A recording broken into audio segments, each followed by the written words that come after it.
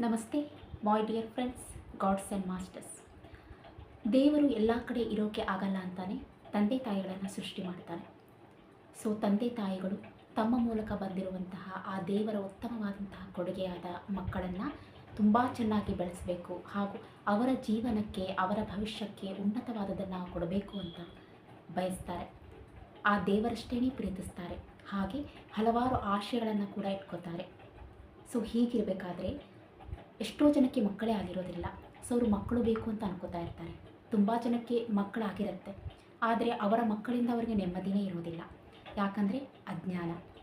So ಯಾವ ರೀತಿಯಲ್ಲಿ ತಮ್ಮ ಮಕ್ಕಳನ್ನು ನೋಡ್ಕೋಬೇಕಾಗಿದೆ, ಸೊ ಏನೆಲ್ಲ ನಾವು ಅವ್ರಿಗೆ ಕೊಡಬೇಕಾಗಿದೆ, ಎಲ್ಲಿ ನಾವು ಎಡವಿದ್ವಿ ಅಂತ ಪಾಲಕರಲ್ಲಿ, ತಂದೆ ತಾಯಿಗಳಲ್ಲಿ ಪ್ರಶ್ನೆಗಳು ಹುಟ್ಟೋಕ್ಕೆ ಸ್ಟಾರ್ಟ್ ಆಗುತ್ತೆ.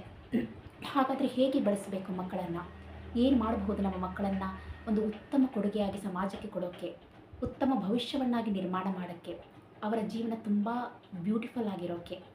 ಸೊ ಎಲ್ಲ ಪ್ರಶ್ನೆಗಳಿಗೂ ಉತ್ತರವಾಗಿ ಇದೀಗ ಬರ್ತಾ ಇದೆ ತುಂಬ ಕಡಿಮೆ ಮೊತ್ತದೊಳಗಡೆ.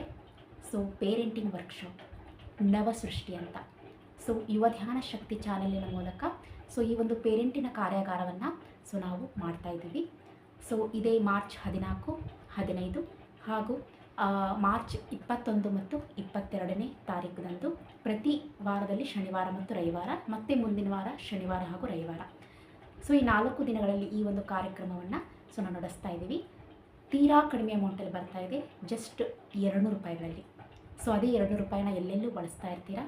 ಬಟ್ ಇದೀಗ ಈ ಒಂದು 200 ರೂಪಾಯಿಗಳನ್ನು ಕೊಟ್ಟು ಈ ಒಂದು ನಾಲೆಜನ್ನು ನಿಮ್ಮ ಸಬ್ಕಾನ್ಷಿಯಸ್ ಮೈಂಡಲ್ಲಿ ಫೀಡ್ ಮಾಡ್ಕೊಳ್ಳಿ. ಸೊ ಯಾರಿಗೂ ಗೊತ್ತು ಯಾವ ರೂಪದಲ್ಲಿ ಇದು ನಿಮ್ಮ ಲೈಫಲ್ಲಿ ಟರ್ನಿಂಗ್ ಪಾಯಿಂಟ್ ಕೊಡುತ್ತೆ ಅಂತ. ಖಂಡಿತವಾಗಲೂ ನಿಮ್ಮ ಮಕ್ಕಳಿಗಾಗಿ ಒಂದು ಉತ್ತಮ ಭವಿಷ್ಯವನ್ನು ನೀವು ಬಯಸೋದೇ ಆದರೆ ಈಗಲೇ ಸೊ ಈ ಕೆಳ ಕಾಣ್ತಾ ಇರುವಂಥ ನಂಬರ್ಗೆ ಸೊ ಕಾಲ್ ಮಾಡಿ ಹಾಗೂ ರಿಜಿಸ್ಟ್ರೇಷನನ್ನು ಮಾಡ್ಕೊಳ್ಳಿ. ತಪ್ಪದೇ ಈ ಒಂದು ಪೇರೆಂಟಿಂಗ್ ಕಾರ್ಯಾಗಾರ ಅಂದರೆ ನವಸೃಷ್ಟಿಯಲ್ಲಿ ನೀವು ಕೂಡ ಒಬ್ಬರಾಗಿ. Thank you.